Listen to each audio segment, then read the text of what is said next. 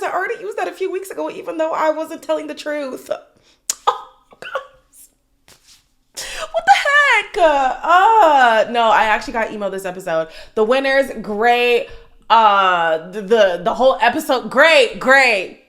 And you know what's shocking me too? Yeah, okay, sorry. Let me introduce the video. Hello, everybody. Welcome back to my channel. My name is Queenie, for those who don't know me. Okay, cool. What was great too was that I actually didn't realize how emotionally invested in these couples I was until these last two episodes. Seeing what happened in the last episode, wow. And then seeing what happened this episode, I was like, oh wait, I really like these people. Like, I really, really like them. I think a part of it too, although the US has just blown up out of nowhere from last year, I think one thing about the UK that's really good is, number one, how long the show is. And number two, how much they don't lean into the gimmicks as much as the US does. Granted, I do like the drama that we get from the US. I do like the twist that they throw in and stuff. All of that stuff is great. However, it's clear the difference from the UK relationships and the US relationships in terms of like longevity and us like believing in those relationships. And I think it's due to like the substance of the show and how it's less gimmicky than the US, which is saying a lot because the UK has a lot of gimmicks too. But wow, I was so invested. And we've been through such a long journey with these people. Like, you genuinely feel like you're a part of their love story. Guys, I cried today. Twice. Oh my gosh. Anyways, let's get into episode 56 and 57. I completely forgot to mention that I also will resume posting on my vlog channel this week. So if you're not subscribed already, please do so. And for the people who've been waiting for the story time on how I met my boyfriend, you're finally gonna get it this week. So stay tuned for that. I was out last night. I wasn't out dancing in the way that I was in this video, but I might as well have been because, baby, the way that I was so excited when I got home and I realized that Dejan was gone. It is too late for me to now make a video at this time. It's almost midnight, but I'm scrolling on TikTok and I see that Dejan and Meg are gone. Dejan and Meg are gone. What a glorious day. I was out dancing today and clearly it was for good reason. I was celebrating. I didn't even know there was something to celebrate. Good riddance. Bye-bye. Oh my gosh, what a great day. I don't remember when I said it, but I said at this point, my preferred trajectory for the show is to get Dejan right to the final and take the 50K away. Get him right at the cusp and take it away. And that's exactly what happened. I was living. So in that episode, Dejan says that the date was a nightmare and he doesn't want to waste his final days on an argument. That was your last full day, baby. So don't worry about that. Then we have Meg, who is always going to be the first to break the tension between them. She's going to go and apologize. And we know at the end of the day, they're boyfriend and girlfriend. So it's water under the bridge at this point. Then the bottom couples are announced. It is Ty and Angel and Dejan and Meg. So the ex-Islanders get to come back and vote for who they want to dump from the bottom couples. The people who voted for Ty and Angel to be dumped were Blue, Tommy, Lucy, Gio, Harrison, Helena, Emily, and Lauren. Everybody else voted for Meg and Dejan to go. Blue believes that he could have turned Angel's head, and that's why he voted for Ty and Angel. He feels like they got together because of convenience. She had a better chance turning her head for Harry than she did for you, Blue. I don't know what kind of delusional world Blue lives in. His name is Blue. So let me not say too much. Hold on. Blue Ivy is one of my favorite people on planet Earth. So not too much on the name Blue. And then we have Ramel and Andrada, who really took the cake for me when it came to their speeches. I believe that the actual least compatible couple is one of these three.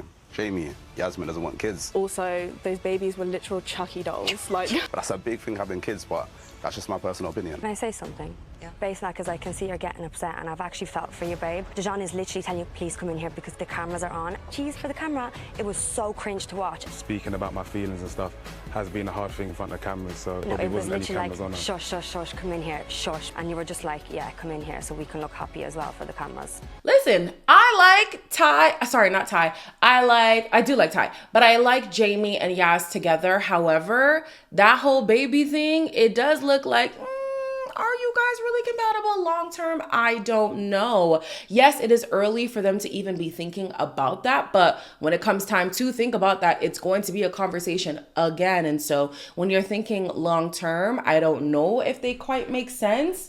I think for Villa purposes, their relationship was absolutely perfect. But now when you're looking at, logistics, will it make sense? We don't know. So I wasn't mad at Ramel for saying that.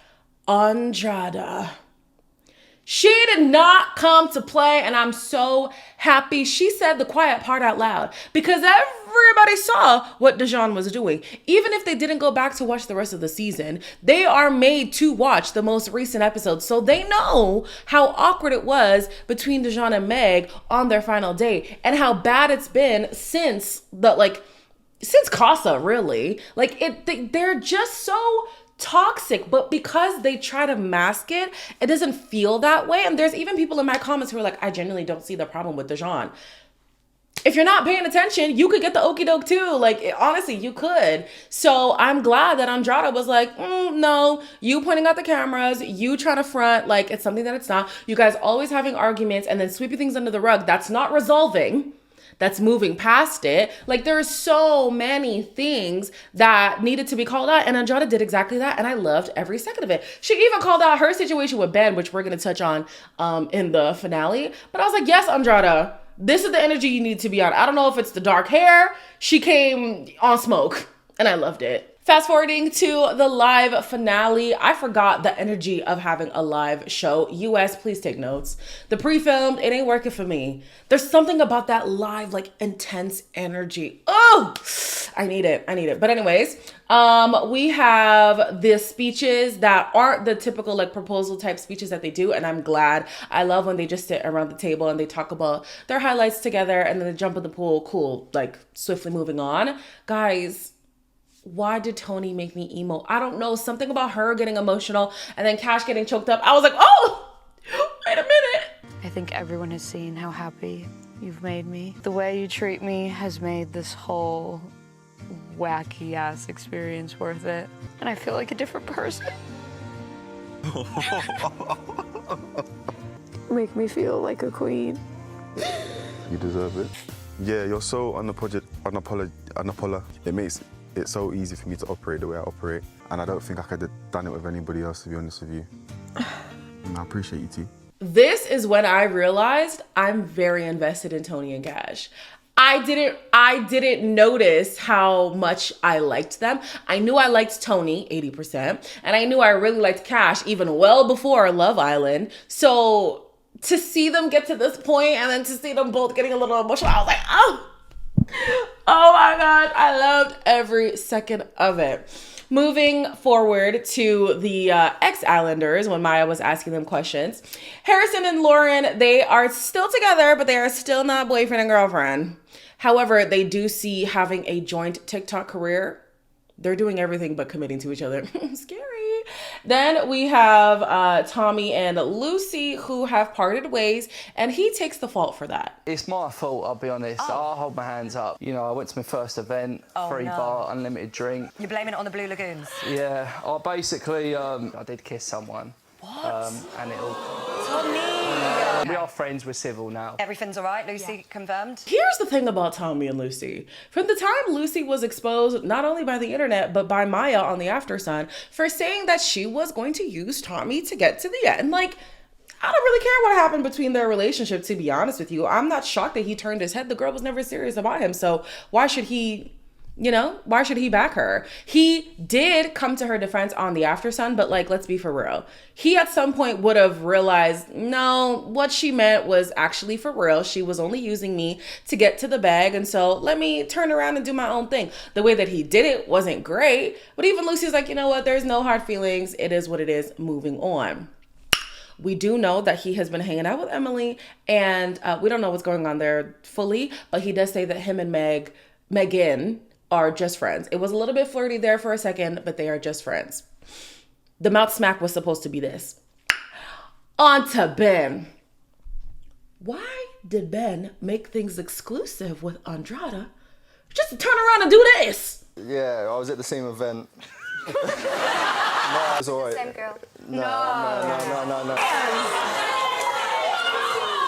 Like, obviously we were exclusive, not like these two. So like we were exclusive, Yeah. and then these two absolute boys doing the madness. You know what I mean? The wives weren't there, and then that's what happens. Ben, you're not beating the F-boy allegations. If ever they have F-boy Island UK, I don't know if they already do, but if they do, get Ben on there, because my lord, I just like, how are you gonna make a girl exclusive, say you're gonna meet her parents, turn around and then make out with a girl that your other boy made out with because you know that your girl is not that, like, all kinds of mess. And as much as I don't believe in this whole exclusive thing, you could at least adhere to what people say that it is. You're not going to explore any other connection, drunken night or not, girl around or not. Like, that's what the agreement of being exclusive is, and you couldn't even do that. Moving on, I didn't expect anything more from Ben anyways. Then we have Meg and Dijon, who say that there are no bad feelings between themselves and the Islanders who voted them off. Dijon says he's rooting for Harry and Shakira, and Meg makes a joke saying, "Oh yeah, where are we gonna hang out, Alicia?" She's not your friend. Let's not do that, okay? Then we see Alima, who says that right now things are only friends between her and Ben. Alima, don't put the right now. It is only friends between you and Ben, period, point blank. End of story, full stop. Girl. And then we see Helena, who's like, hey, I'm going to take my fun time girl ass over to Ibiza because that's where I belong. You know what, girl? If that's the life you want, go ahead. Go ahead. Have the rest of your hot girl summer mamas, okay? Okay. We get to see where everyone ranked now. 4th place is Angel and Ty. Self-explanatory. Really not even going to get into their coupling. I hope y'all have a great relationship on the outside. Then 3rd place was Jamie and Yasmin. Now, in as much as, like, yeah, they're one of the... Are they a newer couple? No, they've been together the same amount of time as as Tony and Cash, if we're saying like they started their connection in Casa Amor. So I was like, I didn't expect them to be 3rd. I did not think 3rd. I really didn't think 3rd. But then again, too, Cash has a big following. Shakira has a big following. I mean, her stans were literally in the audience tonight. Like, I was very surprised by that. We then talked to the final 2 couples. Harry says that he buried his feelings for Shakira, which is what he tends to do whenever he sees himself having to get vulnerable and maybe his feelings are going to get hurt. He starts to like self-sabotage. We've heard this all season. Okay. What is it about Harry? Because, you know, you said as soon as you saw him, not the Tash. Winter, charming, he's all right looking. After 2 conversations with Shakira, everything changed. I think I had very strong feelings and I chose to bury him. And obviously there was the flirty banter throughout and make it more serious. I think it just happened so naturally with Shakira, so. You are the only couple that hasn't made things exclusive. Is that on the cards? Are you taking No. the time? No? Excited for the outside world, see how what it's it got to goes. offer. No rush for that, Maya. We've Okay. got plenty of time in the outside world. I like the fact that Shakira did not force the whole exclusive thing because this man still has a lot to prove, okay? It's one thing to be loyal in the villa when you only had one other option. Let's go on the outside when you have your ex-girlfriends, when you have people who are trying to break up our relationship, when you have people who are maybe checking for Shakira. How are you going to handle that? How's my family going to receive you? Like, there's so much more to unpack when it comes to Harry. So yeah, we're not going to push the whole exclusive thing. I loved that they stood on that.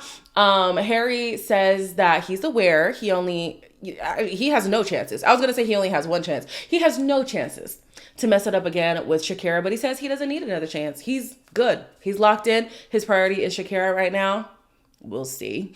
They briefly touch on Tony and Shakira's relationship. I feel like Maya wanted to get into that more, but somehow it shifted back to Harry. I don't really quite remember how, but anyways, they were like best friends since day 2, and it's been great to see their friendship last so long and to also see them as the final 2. Like, Vindication to all those people who were making TikToks saying, oh, the show villains are Megan, and Helena, but the real villains are Shakira, Tony as well. Please. Top three. Yeah. Anyways, they then go to Tony and Cash. Guys, I love that. You did say you've learnt a lot being in here. That's for damn sure. Yeah. Don't put up with shitty men. Okay. Cash, have you learnt anything new about yourself? You might find one of the best things you've ever found in your life. Pride and ego is just an obstacle. And Well, little birdie did tell me that one of you might have dropped the L-bomb. Cash told me you loved me last night. Tony said that in the real world, she tends to be quite popular, so it was kind of a blindside to be an outcast on the show. She had a hard time. We saw that she had a hard time, whether it was with the girls or with the boys. But she said that she's not gonna ever waste her time again with a man who ain't shit. We knew that that was about Harrison. He knew that it was about him. Cash, what a sweetheart. Oh my gosh. What an absolute sweetheart. I wrote down... Forgive me, y'all. I wrote down, and as much as I do like him and Tony together, I think his best game plan, if he was to be really strategic after the show, is to actually be single. I did. But then it was dropped to us that he has said that he loved her the night before. Why was I getting emo? I love them together. I need them to make it work. I'm sorry, I do. Their mom's already on board. Their moms are already on board. They've had conversations and stuff. Like, we know how Tony's family feels about Cash. Like, they're willing to make the distance work. Please make it work. I feel like the only other couple who have been this invested in, I wanted to say Whitney and Lachlan, but honestly, even now, like, seeing all the drama happening with them, you guys let me know if you want me to talk about it. I'm kind of like, meh. So I don't think I was as invested as I thought I was in the moment. Maybe India and Dami, I do still like them a lot. And then Molly and Callum, way back when they broke up, I was genuinely sad. When Whitney and Lachlan broke up, I was like, aw. But when they broke up, it broke me. I think if these two break up, it'll break me too.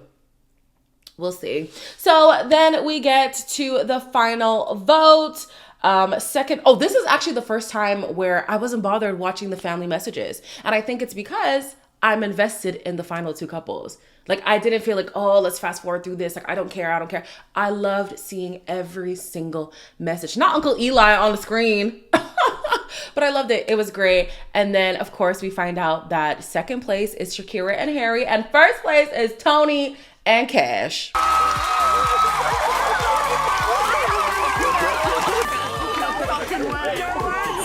It has been an absolute joy to watch. Honestly, couldn't ask for a better outcome. This was great for moi. I thoroughly enjoyed this season, long as it was, child. Long as it was, as painful as it was, I think this was a good season. And it's so funny too to see people be like, oh, the season sucks, whatever. But then when you think about the season back in its entirety, it actually was a good season. I think the season was better than last season. I think I enjoyed this one more, to be honest with you. But yeah, you guys let me know your thoughts on the winners. Did your top pick win? Who did you want to win? Let me know in the comments down below. As always, like, comment, share, and subscribe. And I'll see you in the next one.